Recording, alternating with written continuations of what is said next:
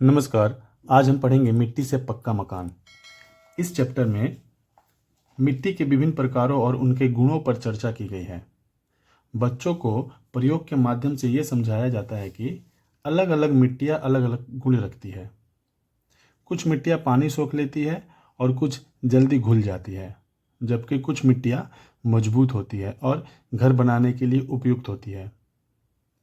प्राचीन समय में जब सीमेंट नहीं था, तब मिट्टी को जोड़ने के लिए अन्य तरीकों का उपयोग किया जाता था। तो इस चैप्टर से मैंने कुछ प्रश्नों को बनाया है, जिसका उत्तर भी मैंने लिखा है। उसको पहले देखते हैं, उससे इस चैप्टर को पूरा समझने में बहुत सहायता होगी। तो पहले उस प्रश्न को देखते हैं और उसके उत्तर को देखते हैं। पहला प्रश्न है, मिट्टी के कौन कौन से प्रकार इस पाठ में बताए गए हैं। इस पाठ में 3 प्रकार की मिट्टी का उल्लेख किया जाता है। पहला है बलुई मिट्टी, जो जल्दी पानी सोख लेती है। दूसरा है पथरीली मिट्टी, जो कठोर होती है और पानी नहीं सोखती। और तीसरा है दोमट मिट्टी, जो भवन निर्माण के लिए उपयुक्त होती है, मतलब घर निर्माण के लिए ये सबसे उपयुक्त होती है, दोमट मिट्टी। प्रश्न 2, पुराने समय में लोग पक्के मकान कैसे बनाते थे। पुराने समय में जब सीमेंट उपलब्ध नहीं था, तब लोग कोविन और बालू मिट्टी के मिश्रण से घर बनाते थे। कोविन और बालू और मिट्टी के मिश्रण से घर बनाते थे। 4 नंबर प्रश्न, दोमट मिट्टी भवन निर्माण के लिए क्यों उपयुक्त है।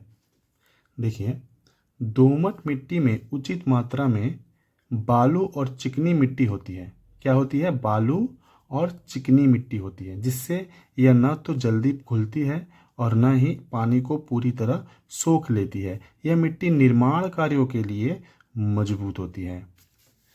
और एक प्रश्न है, इस पाठ में मिट्टी के कौन कौन से उपयोग बताए गए हैं। पहला उपयोग भवन निर्माण, दूसरा उपयोग कृषि मतलब खेती बाड़ी, और तीसरा मिट्टी के बर्तन और अन्य उपयोगी वस्तुएं बनाने में। पृष्ठ 22 में एक कार्य दिया गया है, अपने घर के आसपास की जगहों से सूखी मिट्टी लो, परीक्षण करके इस मिट्टी के उपादान के संबंध में लिखो। तो क्या है, तुम्हारा पता अपना पता लिख देना है यहाँ पर।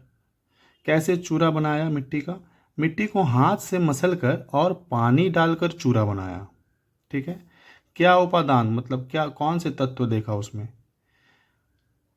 स्वाभाविक उपादान क्या क्या होते हैं मिट्टी में? रेत होते हैं, बालू, गीली मिट्टी, छोटे कण, जैविक पदार्थ जैसे सूखे पत्ते, टहनियाँ, ये सब जैविक पदार्थ। और अस्वाभाविक उपादान क्या थे? प्लास्टिक के टुकड़े, कांच, धातु के छोटे कण, ये सब क्या थे? अस्वाभाविक उपादान। अब हम पढ़ेंगे मिट्टी और पानी का संबंध। मिट्टी और पानी का संबंध। इस पाठ में मिट्टी और पानी के संबंध को समझाया गया है और समझाने के लिए एक प्रयोग किया गया है। शिक्षक ने एक डिब्बे में मिट्टी डालकर उसमें पानी डाला।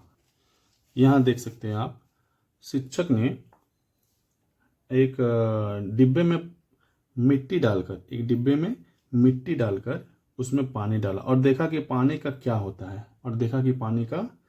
होता है। कुछ मिट्टियाँ पानी को तेजी से सोख लेती है, जबकि कुछ मिट्टियाँ पानी को रोक कर रखती है।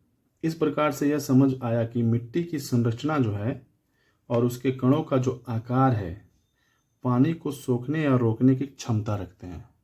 मिट्टी की संरचना मतलब जैसे मिट्टी बनी है और उसके कणों के जो आकार है छोटे बड़े, उसको वो क्या करते हैं? पानी को रोकने की क्षमता रखते हैं।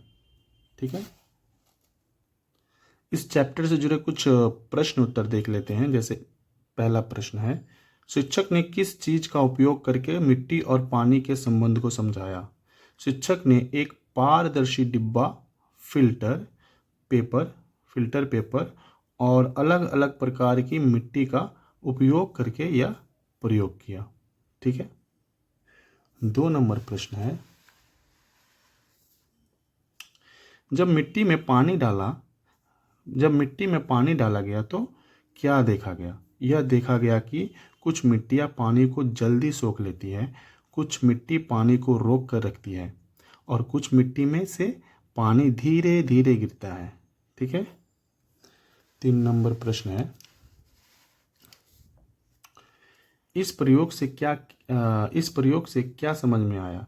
इस प्रयोग से यह समझ में आया कि मिट्टी के प्रकार के अनुसार उसकी जल धारणा क्षमता जो है, जल धारण करने की जो क्षमता है, अलग अलग होती है। कुछ मिट्टियाँ पानी को जल्दी निकाल देती हैं, जबकि कुछ इसे रोक कर रखती है। ठीक है। प्रश्न 4, पानी को छानने के लिए शिक्षक ने किस चीज़ का उपयोग किया? तो शिक्षक ने पानी को छानने के लिए फिल्टर पेपर का उपयोग किया। किसका उपयोग किया? फिल्टर पेपर का।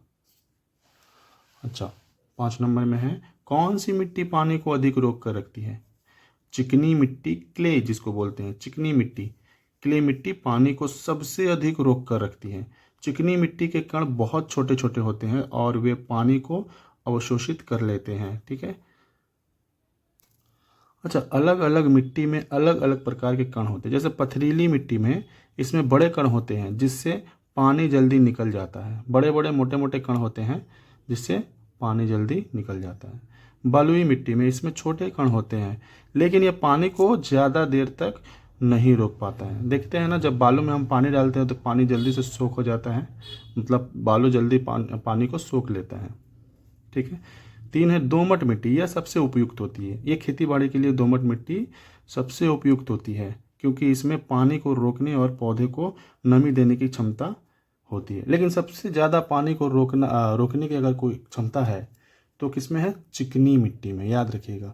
और जो दोमट मिट्टी है वो किससे बनी है? चिकनी मिट्टी, बालुई मिट्टी और गाद के मिश्रण से बनी है। तो इसमें भी पानी को रोकने की क्षमता है, लेकिन चिकनी मिट्टी से थोड़ा कम, दोमट मिट्टी में। याद रहेगा। चलिए आगे बढ़ते हैं। पेज 23 में एक कार्य है। कार्य क्या है? समीर, राबिया और मिंती की तरह पथरीली, बालुई तथा दोमट मिट्टी को लेकर परीक्षण कीजिए। क्या देखा और क्या समझा उसे लिखो। किस तरह से परीक्षण किया उसका एक नीचे में यहाँ पर एक चित्र बनाना। ये चित्र आप लोग बना लीजिएगा। तो पहले क्या है? पहले पानी गिरना शुरू हुआ, तो यहाँ से हम समझ सकते हैं। समझ में आया? क्या समझ में आया? पथरीली, बलुई, दोमट मिट्टी, जो ठीक है वह लिखो। तो जल्दी जल्दी पानी किस में गिरता है? पथरीली मिट्टी में, क्योंकि उसके कण बड़े बड़े होते हैं, वो पानी को रोक कर नहीं रख सकता।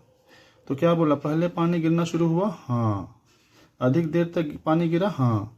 नीचे के गिलास में अधिक पानी जमा हुआ, जी हाँ, क्योंकि पथरीली मिट्टी पानी को सोख कर नहीं रख सकता। ठीक है, तो पानी ज़्यादा गिर जाएगा। दूसरा नंबर क्या है? दोमट मिट्टी, मतलब गीले होने में समय लगता है। किसको समय लगता है? दोमट मिट्टी को गीला होने में समय लगता है। तो पहले पानी गिरना शुरू हुआ, समय लगता है, उसमें भी पानी गिरने में समय लगता है, क्योंकि वो पानी को रोकने की क्षमता उसमें अधिक है। अधिक देर तक पानी गिरा, नहीं। नीचे के गिलास में अधिक पानी जमा हुआ, नहीं, कम पानी जमा हुआ। तो ठीक है। तीसरा नंबर, अधिक पानी निकलता है। किससे निकलता है? एक तो पथरीली से निकलता है, ये दूसरी बालुई मिट्टी से भी निकलती है। तो पहले पानी गिरना शुरू हुआ, हाँ। अधिक देर तक पानी गिरा, हाँ। नीचे के गिलास में अधिक पानी जमा हुआ, हाँ, क्योंकि वो पानी को रोक कर नहीं रख सकती। अधिक पानी पकड़ कर रखता कौन है? दोमट। तो पानी पहले गिरना शुरू हुआ, नहीं। अधिक देर तक पानी गिरा, नहीं। नीचे के गिलास में अधिक पानी जमा हुआ, बहुत कम पानी जमा हुआ, कौन? दोमट मिट्टी। नीचे में वो परीक्षण का एक चित्र बनाना है, तो आप लोग उसको बना लीजिएगा। अब पढ़ेंगे लाभ, हानि, देखभाल एवं सुरक्षा। यह पाठ मिट्टी की उपयोगिता, उसके घटकों और देखभाल के महत्व पर केंद्रित है। मतलब मिट्टी की देखभाल कैसे की जाए उस पर केंद्रित है। पहले कुछ प्रश्न देख लेते हैं। मिट्टी में कौन कौन से सूक्ष्म जीव होते हैं? ठीक है। मिट्टी में बैक्टीरिया, केचुआ और फफूंद और अन्य सूक्ष्म जीव होते हैं। मिट्टी की उर्वरता बनाए रखने के लिए क्या क्या किया जाता है? तो मिट्टी की उर्वरता बनाए रखने के लिए जैविक खाद, कंपोस्ट और उर्वरकों का उपयोग किया जाता है। 3 नंबर है, पॉलीथीन और प्लास्टिक मिट्टी के लिए हानिकारक क्यों है? पॉलीथीन और प्लास्टिक मिट्टी में नहीं घुलते, जिससे हवा और पानी का संचार बाधित होता है। ठीक है। पेज 24 में एक कार्य है, मिट्टी के सहयोगी उपादान कौन कौन से हैं? जैविक खाद, केंचुए, सूक्ष्म जीवाणु मतलब बैक्टीरिया, फफूंद किस प्रकार से सहायता करते हैं? केंचुए जैविक खाद किस प्रकार से सहायता करते हैं? जैविक खाद मिट्टी की उर्वरता बढ़ाती है, केंचुए मिट्टी को भुरभुरी बनाते हैं और उनमें वायु संचरण सुधारते हैं। मिट्टी के हानिकारक उपादान क्या है? पॉलीथीन है और प्लास्टिक है, वनों की कटाई है और प्रदूषण और औद्योगिक कचरा है।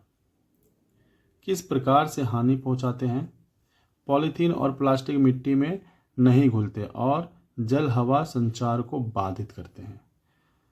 वनों की कटाई से मिट्टी कटाव बढ़ता है और उपजाऊ क्षमता घटती है। सहयोगी उपादान को बढ़ाने, हानिकारक उपादान को कम करने के लिए हमें क्या क्या करना चाहिए? देखिए, जैविक खाद का अधिक उपयोग करना चाहिए, केंचुआ खाद को बढ़ावा देना चाहिए, प्लास्टिक और पॉलीथीन के उपयोग को कम करना चाहिए, वनों की कटाई पर रोकथाम लगा देना चाहिए, अधिक पौधे लगाने चाहिए। तो आज के वीडियो में इतना ही, मिलते हैं नेक्स्ट वीडियो में, तब तक के लिए धन्यवाद।